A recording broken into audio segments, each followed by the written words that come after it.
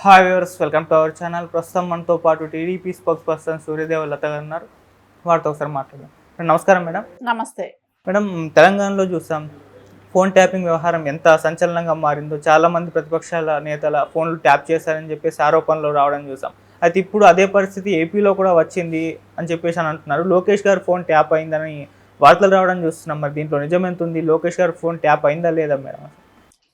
ఖచ్చితంగా ఏదైతే తెలంగాణలో జరుగుతున్నాయో అదే ఫాలో అవుతున్నాడు జగన్మోహన్ రెడ్డి అని మనకు ఖచ్చితంగా అనిపిస్తూనే ఉంది. ఎందుకంటే కేసీఆర్ గారు శిష్యుడిగా పేరు తెచ్చుకున్న జగన్మోహన్ రెడ్డి కేసీఆర్ గారు ఏ పని అయితే చేస్తున్నారో అది మొత్తం ఆయన కూడా అదే చేస్తుంటాడు. ఈయన ఇక్కడ ఏం చేశాడో అదే ఫాలో అవుతుంటాడు. సో ఏంటంటే లోకేష్ గారికి అయితే పార్టీలో ఉన్న అంతర్గత విషయాల కాడ నుంచి అన్నీ చర్చకు వస్తుంటాయి. ఎవరెవరు ఎమ్మెల్యే క్యాండిడేట్సే కానివ్వండి, ఎంపీ క్యాండిడేట్స్ కానీ వాళ్ళందరూ కూడా ఫోన్లు చేయటం, వాళ్ళతో డిస్కషన్లలో ఉండటం. సో ఇవన్నీ కూడా ఫోన్ ట్యాపింగ్ చేస్తే అన్ని విషయాలు బయటపడతాయి అనే ఒక ఉద్దేశంతో లోకేష్ గారి ఫోన్ కూడా ట్యాప్ చేయటం జరుగుతుంది. దాన్ని అది ఐఫోన్ కాబట్టి సో ఐఫోన్ సంస్థ వాళ్ళే ఆయనకి మెసేజ్ పెట్టడం కూడా జరిగింది. అంటే ఇంకా ఎలా ఉందనంటే ఫోన్ మాట్లాడుకునే స్వేచ్ఛ కూడా లేదు. అంటే ఇదివరకు కేసీఆర్ గారు ఉన్నప్పుడు 2 రాష్ట్రాల్లో కూడా లోకేష్ గారివే కానివ్వండి, చంద్రబాబు నాయుడు గారివే కానివ్వండి, ఇద్దరివి కూడా ఫోన్ ట్యాపింగ్లు జరిగాయి అనేది మనకు స్పష్టంగా కనపడుతుంది. ఎందుకంటే ఇక్కడ వచ్చినప్పుడు ఇక్కడ, అక్కడ వెళ్ళినప్పుడు అక్కడ. అంటే వాళ్ళకి ఎక్కడ కూడా ప్రైవసీ లేదు. ఇప్పుడంటే ఇక్కడ ఉండదు కానీ ఇప్పుడు ఏపీలో అదే నడుస్తుంది స్టిల్.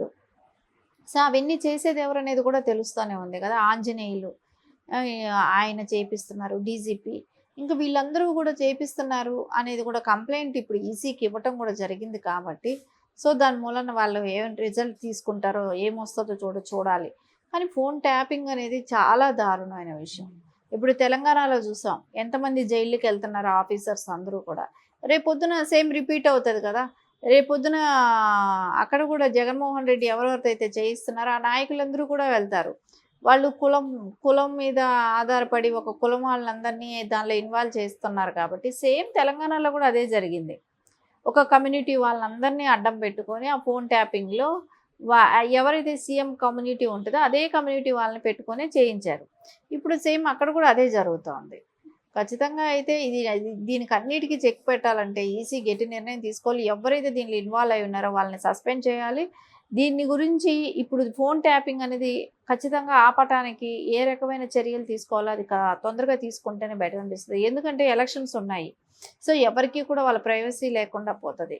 సో వీళ్ళు గెలవటానికి చేసే కుటిల ప్రయత్నాలన్నీ కూడా ఎక్కడ ఈ ఫోన్ ట్యాపింగ్ మూలాన వాళ్ళకన్నీ ఎక్కడ ప్లస్ అవుతాయనే భయం కూడా ఉంటుంది కదా అందరికీ కూడా. సో ఖచ్చితంగా అయితే వాళ్ళు యాక్షన్ తీసుకోవాల్సిన అవసరం ఉంది. దీని మూలాన దీనిలో ఎవరెవరైతే ఇన్వాల్వ్ అయి ఉన్నారో వాళ్ళందరినీ కూడా సస్పెండ్ చేసినా కూడా తప్పులేదు. ఎందుకంటే ఇంత దారుణమైన ఇది ఎక్కడా కూడా చూడలేదు. వీళ్ళు ఏంటంటే రోజు జరిగేవన్నీ మళ్ళీ తీసుకెళ్ళి తాడేపల్లికి వెళ్ళి అక్కడ ఆయనకి జగన్మోహన్ రెడ్డి దగ్గర ఎక్స్ప్లెయిన్ చేసి చెప్పటం ఏమేమి ఎక్కడెక్కడ జరుగుతున్నా ఏంటి ఇది రోజు ఫీడ్బ్యాక్ ఆయనకి అందించడం జరుగుతుంది అనేది మనకు స్పష్టంగా అందరూ చెప్తున్నారు, వింటున్నాము, జరుగుతుంది కూడా. ఇప్పుడు లోకేష్ గారి ఫోన్ ట్యాపింగ్ విషయంలో ఇది కూడా బయటపడింది. అంటే ఇది వరకు జరగటం వేరు, ఇప్పుడు కూడా జరుగుతుంది అనటం కూడా ఇదే నిదర్శనం అనిపిస్తుంది. ఓకే, అంటే మేడం ఓన్లీ లోకేష్ గారి ఫోన్ మాత్రమే ట్యాప్ అయిందా, లేకుంటే చంద్రబాబు నాయుడు గారు, పవన్ కళ్యాణ్ గారు వీళ్ళ ఫోన్లు కూడా ట్యాప్ చేసేసే ఛాన్సెస్ ఏమన్నా కనిపిస్తున్నాయి మేడం? అంటే అందరి ఫోన్లు చేసే అవకాశం అయితే స్పష్టంగా కనపడుతుంది. ఎందుకంటే ఇప్పుడు లోకేష్ గారు ఒక్కటే మెసేజ్ వచ్చిందనంటే కాదు కదా. అన్ని ఐఫోన్లకి వాళ్ళు మెసేజ్లు పెట్టలేరు కాబట్టి అందుకని రావటం కూడా కష్టం అవుతుంది. కాబట్టి ఖచ్చితంగా అయితే అన్ని ఫోన్లు ఇప్పుడు లోకేష్ గారిది చేసినప్పుడు చంద్రబాబు నాయుడు గారిది ఎందుకు చేయరు, పవన్ కళ్యాణ్ గారిది ఎందుకు చేయరు? ఖచ్చితంగా చేస్తారు. వాళ్ళు ఏంటంటే ఖచ్చితంగా నియోజకవర్గంలో ఉన్న ఎమ్మెల్యే క్యాండిడేట్ల మీద కూడా జరుగుతూనే ఉంటుంది.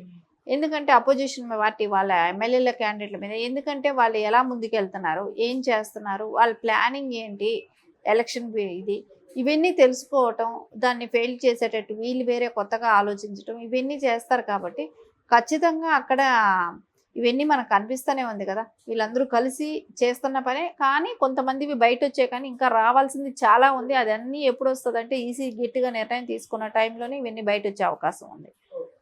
మేడం ఇప్పుడు లోకేష్ గారు ఇక్కడ ఏపీలో బిజీ అయిపోయారు, ప్రమోషన్స్లో భాగంగా ప్రచారాలు చేస్తున్నారు కదా. అయితే ఇప్పుడు తమిళనాడు బాధ్యతల్ని కూడా ప్రధాని గారు బీజేపీ తనకు అప్పగించిందని చెప్పేసి చెప్తున్నారు. మరి అక్కడ కూడా ప్రచారం చేయబోతున్నారు తమిళనాడులో, మరి ఎందుకు అని అంటారు మేడం? ఎందుకంటే తమిళనాడులో యాక్చువల్లీ తెలుగు వాళ్ళు ఎక్కువ. మొత్తం కోయంబత్తూరు కానీ, పాండిచ్చేరి కానీ ఇవన్నీ కూడా తెలుగు వాళ్ళు. నదీ పరివాహక ప్రాంతం అంతా తెలుగు వాళ్ళు ఎప్పుడో వెళ్ళిపోయి సెటిల్ అయిపోయారు. అది ఎందుకంటే అక్కడ తెలుగు వాళ్ళు ఎక్కువ ఉండటంతో వాళ్ళు ఓట్ బ్యాంక్ని ఆకర్షించడం కోసం వాళ్ళు అలా చేయటం కామన్ అది. సో ఇప్పుడు తీసుకుంటే కరుణానిధి కూడా తెలుగువారే, నెల్లూరుకు సంబంధించిన వాళ్ళు. సో ఎందుకంటే తెలుగు వాళ్ళు ఓట్లని ఆకర్షించాలంటే, అది కూడా కాకుండా లోకేష్ గారికంటూ నారా చంద్రబాబు నాయుడు గారు అరెస్ట్ అయినప్పుడు ఆయన నేషనల్ మీడియాలతో మాట్లాడిన విధానమే కానివ్వండి, ఆ టైం అందరికీ కూడా ఆయన ఎవరనేది తెలియటం కానీ, అంటే అందరూ కూడా నారా చంద్రబాబు నాయుడు గారు కొడుకుగా ఎక్స్పోజ్ అవటం నేషనల్ లీడర్లో అసలు అది అందరికీ చూశారు కాబట్టి ఈయన వస్తే కరెక్ట్గా ఉంటుంది. సో చంద్రబాబు నాయుడు గారికి ఉన్న ఇమేజ్ని మనం ఇక్కడ వాడుకోవచ్చు వాళ్ళ కొడుకు ద్వారా అనే ఒక ఆలోచనతో బీజేపీ తీసుకెళ్ళటం, నాయకులు అడగటమే కానివ్వండి, లోకేష్ గారు వెళ్ళటమే కానీ జరుగుతుంది. ఎందుకంటే అక్కడ ఓట్ బ్యాంక్ టీడీపీ అనే పార్టీ అంటే బార్డర్ కూడా తెలుగుదేశంకి అదే సత్యవేడు ఇట్లా నగిరి ఇట్లాంటి వాటికాడ దగ్గర అది బార్డర్ కూడా ఉంటుంది తమిళనాడు. సో అదంతా కూడా తెలుగు వాళ్ళే ఉంటారు. సో ఇవన్నీ ఎక్కడికైనా వెళ్ళాలంటే తెలుగులో మాట్లాడితే వాళ్ళకు ఒక హ్యాపీ ఉంటుంది కాబట్టి, సో చంద్రబాబు నాయుడు గారికి ఉన్న ఇమేజ్ కూడా ఉంది కాబట్టి ఖచ్చితంగా లోకేష్ గారు వస్తే కొంచెం బీజేపీకి ఓట్ బ్యాంక్ పెరిగే అవకాశం ఉంటుంది అనేది వాళ్ళకి అనిపిస్తుంది కాబట్టి ఆయన్ని పిలుస్తున్నారు. ఓకే, అంటే మేము ఓన్లీ లోకేష్ గారు ఎందుకు, అంటే చంద్రబాబు నాయుడు గారు ఉన్నారు, పవన్ కళ్యాణ్ గారు, వీళ్ళు ఎవరిని పిలవకుండా లోకేష్ గారిని ఎందుకు అక్కడ బాధ్యతలు తీసుకోమన్నారు? అంటే లోకేష్ గారు మొన్న ఈ మధ్య అరబ్ గోస్వామి గారితో ఇచ్చిన ఇంటర్వ్యూ కానివ్వండి, ఇవన్నీ మనం చూసాం. ఆయన మాట్లాడిన విధానమే కానివ్వండి చాలా మందిని ఆకర్షించడం జరిగింది. సో నేషనల్ లీడర్గా కొంచెం ఇప్పుడిప్పుడే ఎదుగుతున్నారు. ఆ తరుణంలో కంపల్సరీ కొంచెం ఆయనైతేనే బెటరు.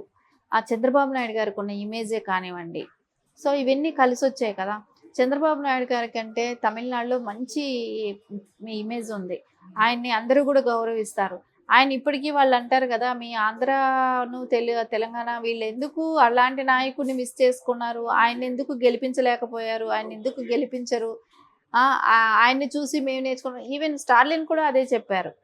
సో ఇట్లాంటివి చాలామంది మనం అక్కడ ఎమ్మెల్యేలు అసెంబ్లీలో కూడా మాట్లాడుకున్న డిస్కషన్స్లో కూడా వచ్చింది. పక్క రాష్ట్రంలో చంద్రబాబు నాయుడు గారు ఇది చేస్తున్నారు. అంత ఇమేజ్ ఉన్న నాయకుడు కొడుకు అక్కడికి వస్తున్నాడంటే వాళ్ళకి కొంచెం ఓట్ బ్యాంక్ షిఫ్ట్ అవుతుందనే ఒక నమ్మకం కూడా ఉంటుంది కదా. తెలుగు వాళ్ళందరినీ కూడా ఆకర్షించే అవకాశం ఉంటుంది. అది కూడా కాకుండా చంద్రబాబు నాయుడు గారు అరెస్ట్ అయిన టైంలో ప్రపంచవ్యాప్తంగా కూడా ఒక ఉద్యమం లాగా వాళ్ళు నిరసన తెలియజేయటం చెన్నైలో కూడా జరిగాయి కదా, తమిళనాడులో కూడా జరిగాయి కదా. సో దాని మూలన అది టీవీలు కవర్ చేయటమే కానివ్వండి, ఇవన్నీ కూడా చంద్రబాబు నాయుడు గారికి ఉన్న ఇమేజ్ని ఇప్పుడు లోకేష్ గారు అది క్యారీ చేయటంకి వెళ్ళటం కరెక్టే కదా. సో అందుకని ఆయన ఖచ్చితంగా వెళ్తారు, ప్రచారం చేస్తారు. Okay madam, thank you so much. Thank you.